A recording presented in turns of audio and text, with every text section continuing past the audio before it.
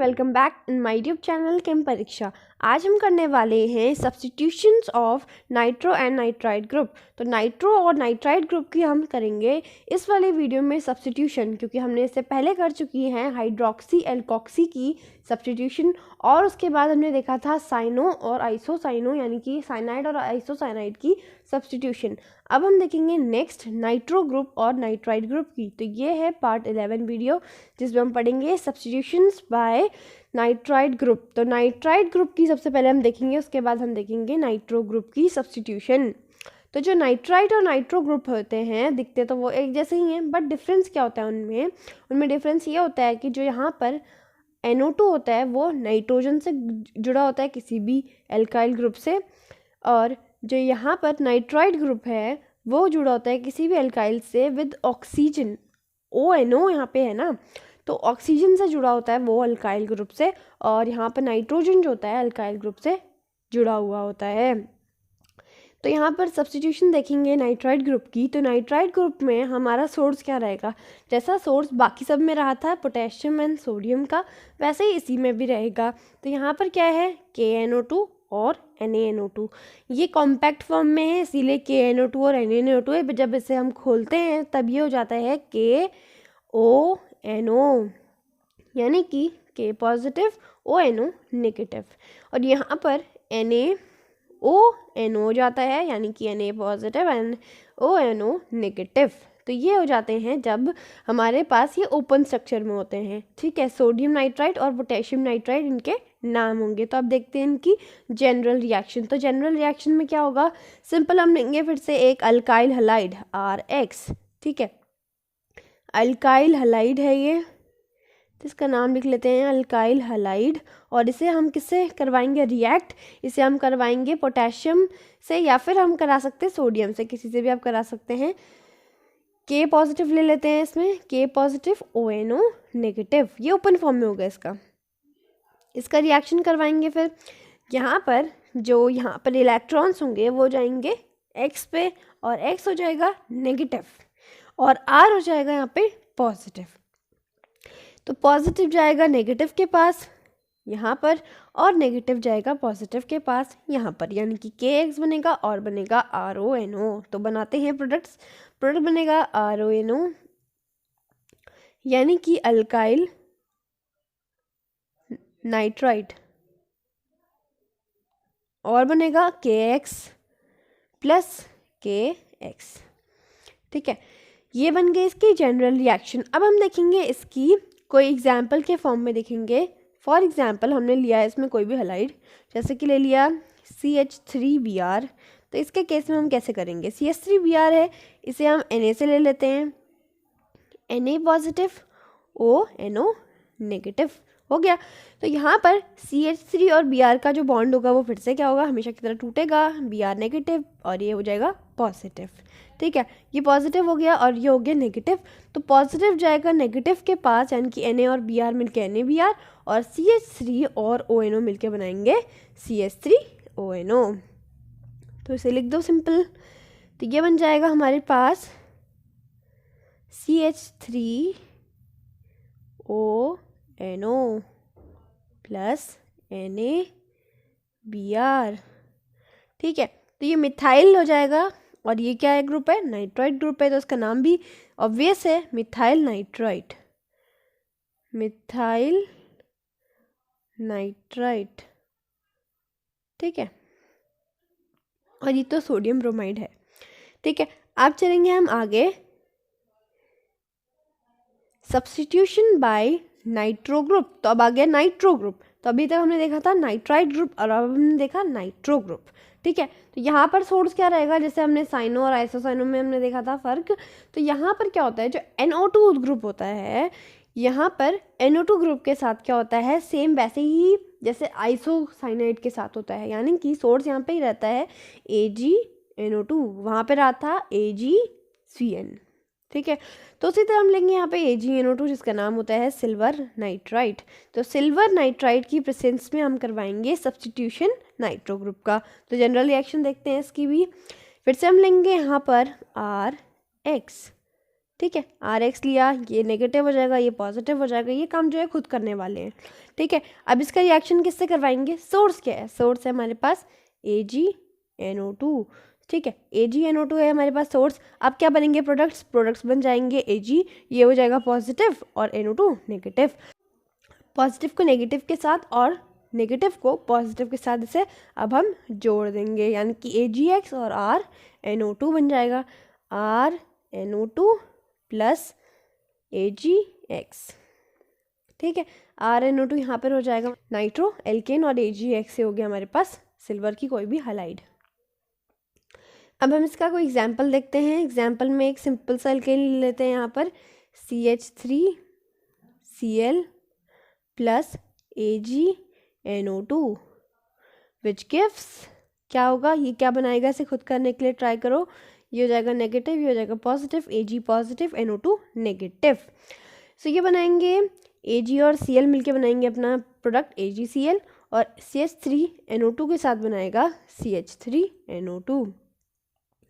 तो ये बन गया CH3NO2 plus Ag and Cl। ठीक है, इसका नाम क्या होगा? इसका नाम है मीथेन है, और ये क्या है? नाइट्रो ग्रुप है। बट नाइट्रो क्या आएगा? पहले आएगा, क्योंकि वो कोई ग्रुप है। सो ग्रुप का नाम क्या आएगा? Nitro methane. अब यहाँ पर आ जाएगा, इसका नाम होगा सिल्वर क्लोराइड। Okay, convergence. तो कन्वर्जन्स में हमें कन्वर्ट करना है मीथेन को इनटू नाइट्रोमीथेन। तो मीथेन का स्ट्रक्चर क्या होता है? CH4, और नाइट्रोमीथेन क्या होता है? CH3 और NO2। होता है कि नहीं होता है? तो हमें क्या करना है? यहाँ पे मीथेन को कन्वर्ट करना है नाइट्रोमीथेन पर।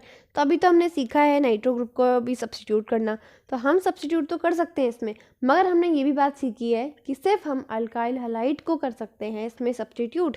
तो कभी भी हमें ऐसी रिएक्शंस आती हैं तो हमेशा ध्यान देना है कि जो एल्केन और अल्कोहल जैसी चीज़ें हैं वो क्या करती हैं? डायरेक्टली रिएक्ट नहीं कर सकती है, उसे हमें पहले बनाना पड़ेगा हैलाइड, यानी कि अल्काइल हैलाइड बनाना पड़ेगा। तो हम सबसे पहले बनाएंगे CH4 को अल्काइल हैलाइड में, यानी कि हैलाइड ग्रुप उसमें ऐड करेंगे, यानी कि इसका करवा देंगे हम हैलोजिनेशन।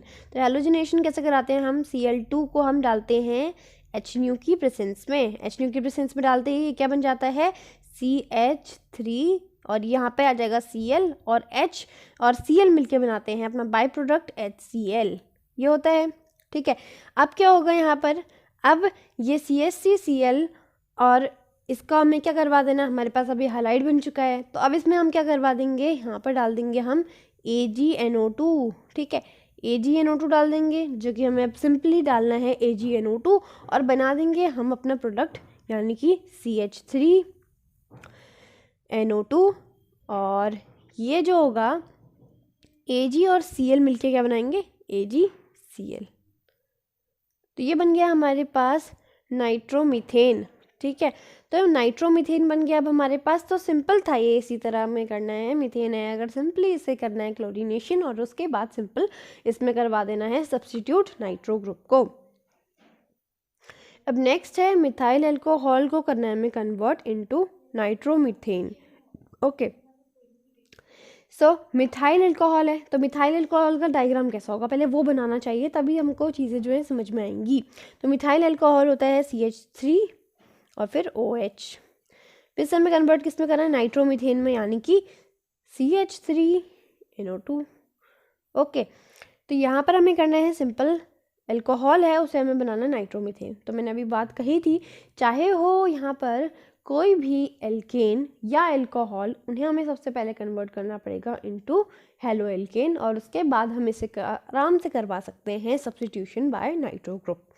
तो अब हम क्या करेंगे? यहाँ पर जो हमारे पास CH3OH है, अल्कोहल है, मिथाइल अल्कोहल, इसका हम करवा देंगे क्लोरीनेशन। बस हम इसका क्लोरीनेशन कैसे करवाते हैं? याद करो, अल्कोहल का सबसे इजी ढंग था SOCl2, बिकॉज इसके बाय प्रोडक्ट्स क्या होते हैं? गैसेस होती हैं, SO2 और HCl गैस क्या होते हैं? एस्केप आउट हो जाते हैं, जिसकी वजह से क्या होता है?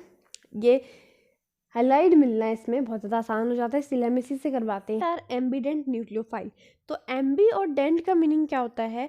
एम्बी का मतलब होता है मोर देन वन, और डेंट का मीनिंग होता है साइट्स। तो यहाँ पर साइट की बात की है, तो यहाँ पे साइट ऑफ रिएक्शन की बात कर रहे हैं कि जहाँ पर रिएक्शन होगी उस साइट की बात कर रहे हैं। तो किसी भी न्यूक्लियोफाइल की एक से ज़्यादा रिएक्शन की साइट्स हैं तो उसे हम क्या बोल रहे हैं, एम्बिडेंट न्यूक्लियोफाइल। तो अभी तक हमने पढ़ लिए हैं 2 टाइप्स के एम्बिडेंट न्यूक्लियोफाइल। एक तो हमने पढ़ा साइनाइड यानी कि साइनो ग्रुप CN, और एक हमने पढ़ा था इसके साथ साथ आइसो NC, यानी कि ये दोनों क्या थे, एक दूसरे के एम्बिडेंट न्यूक्लियोफाइल थे। फिर हमारे पास आया है, अभी हमने पढ़ा है NO2 एंड ONO। तो यहाँ पर एम्बिडेंट कैसे हुआ ये, यहाँ पर देखो CN जो ग्रुप है उसमें जो रिएक्शन की साइट है, जो हमारे पास अल्काइल हैलाइड है, वो चाहे तो कार्बन के साथ भी अटैच हो सकता है या तो वो चाहे तो रिएक्ट कर सकता है नाइट्रोजन के साथ। समझ में आया। तो यहाँ पर जो साइट ऑफ रिएक्शन है इन केस में 2 है या फिर 2 से ज़्यादा भी हो सकती हैं किसी केसेस में। तो यहाँ पर NO2 भी है और ONO भी है। तो यहाँ पर क्या हो गया, N जो है वो इससे अल्काइल हैलाइड से रिएक्ट कर रहा है और वही जो है NO2 का ONO फॉर्म वो क्या कर रहा है, ऑक्सीजन से रिएक्ट कर रहा है। तो यहाँ पे साइट ऑफ रिएक्शंस क्या हो सकती है, अगर वो ऑक्सीजन से रिएक्ट करता है तब वो बन जाता है नाइट्राइट, और अगर वो नाइट्रोजन से रिएक्ट करता है तो वो बन जाता है नाइट्रो ग्रुप। तो यहाँ पे साइट ऑफ रिएक्शन का ही फ़र्क है, बाकी तो ये सेम है इनका फार्मूला। दोनों में एक N 2 ऑक्सीजन है, उसमें एक C एक N है। फार्मूला तो सेम है वैसे तो, बट यहाँ पे चेंज क्या है, यहाँ पे चेंज है कि साइट ऑफ रिएक्शन चेंज होने से ये दोनों बदल जाते हैं ग्रुप्स। ठीक है, तो इसी टाइप के न्यूक्लियोफाइल्स को हम क्या कहते हैं, ambient nucleophile. So nucleophile which have more than one site, जिनके पास एक से ज़्यादा साइट्स होती हैं, through which the reaction can occur, जिससे रिएक्शन हो सकती है, आर कॉल्ड एम्बिडेंट न्यूक्लियोफाइल। तो उन्हीं न्यूक्लियोफाइल्स को जिनकी एक से ज़्यादा साइट है साइट ऑफ रिएक्शन के लिए, उसे हम क्या कहते हैं, एम्बिडेंट न्यूक्लियोफाइल। अब ये क्वेश्चन आता है, alkyl halides reacts with KNO2 to give alkyl nitrite, यानी कि जो अल्काइल हैलाइड हैं वो अगर KNO2 से रिएक्ट कर रहे हैं तब वो दे रहे हैं अल्काइल नाइट्राइट यानी कि RONO, जबकि वाइल विद AgNO2 गिव्स नाइट्रोएल्केन यानी कि RNO2 एक्सप्लेन। तो ये भी क्वेश्चन वैसा ही है जैसा हमने किया था साइनाइड और आइसोसाइनाइड के केस में। वहाँ पर भी क्या था, जब रिएक्शन हो रही थी KCN के साथ तब अलग प्रोडक्ट बन रहा था। ठीक है, और जब रिएक्शन हो रही थी AgCN के साथ तब अलग प्रोडक्ट बन रहा था, यानी कि तब बन रहा था आइसोसाइनाइड, और जब KCN के साथ रिएक्ट हो रहा था तब बन रहा था ये साइनाइड।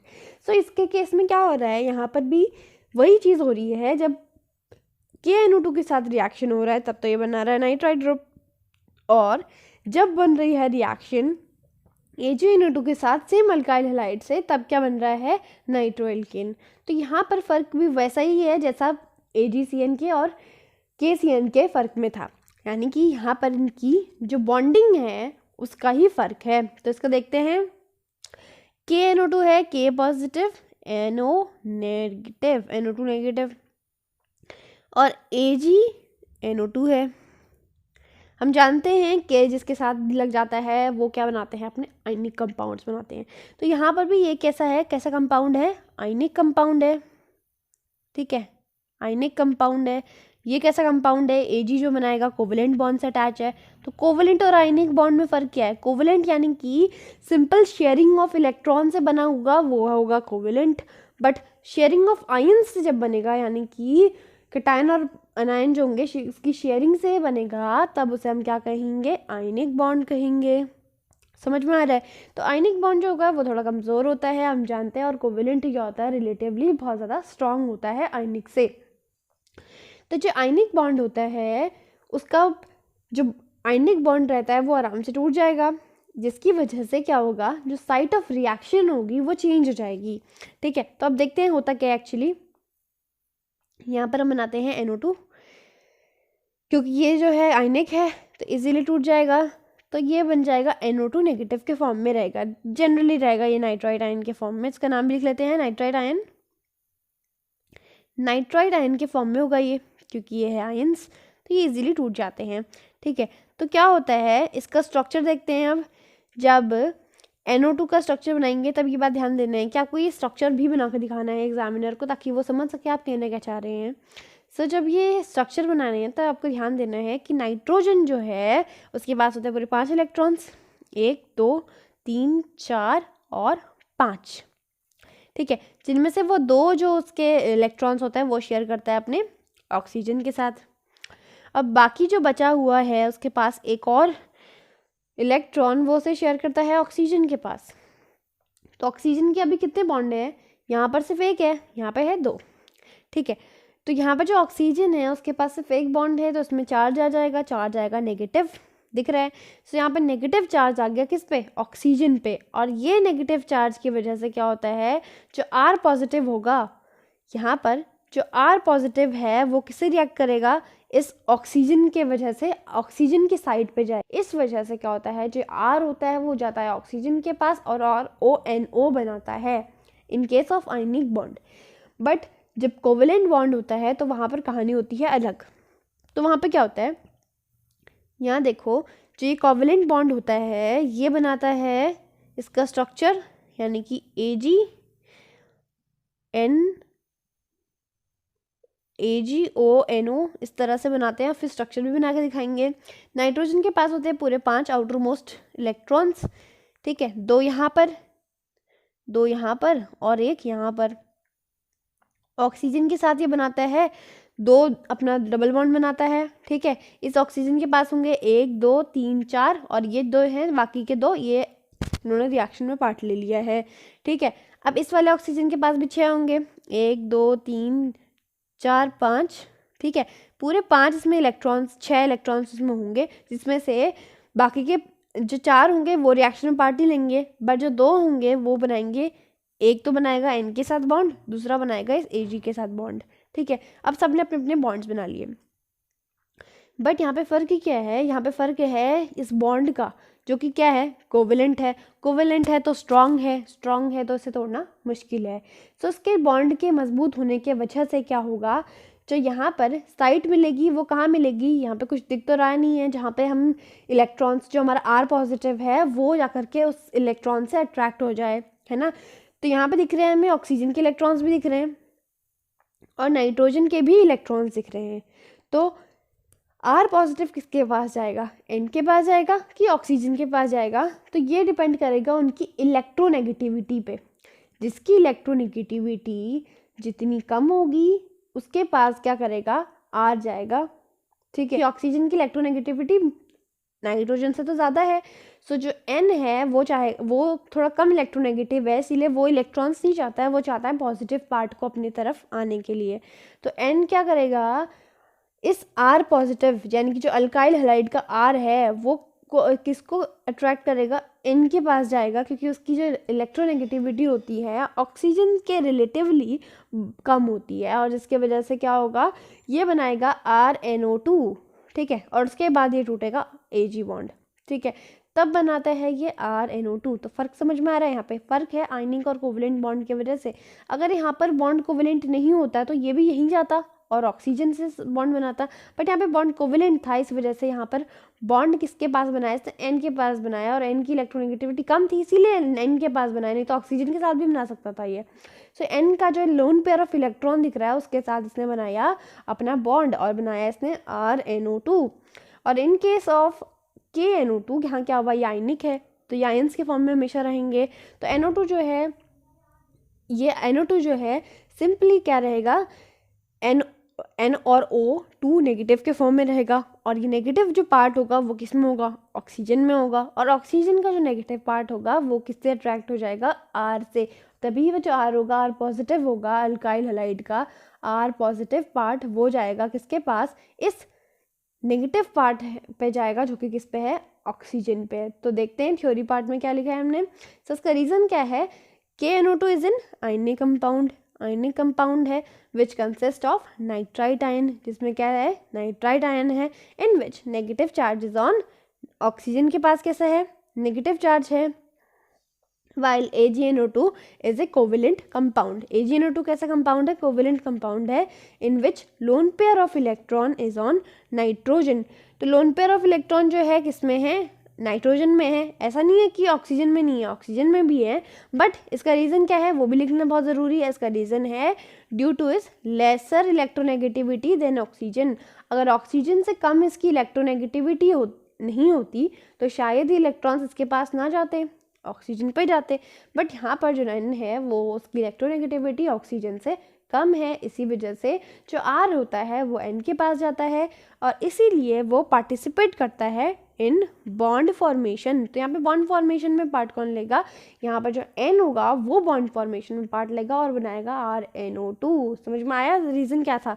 सेम रीज़न यहाँ पे है और सेम रीज़न वहाँ भी था साइनाइड और आइसोसाइनाइड के केस में।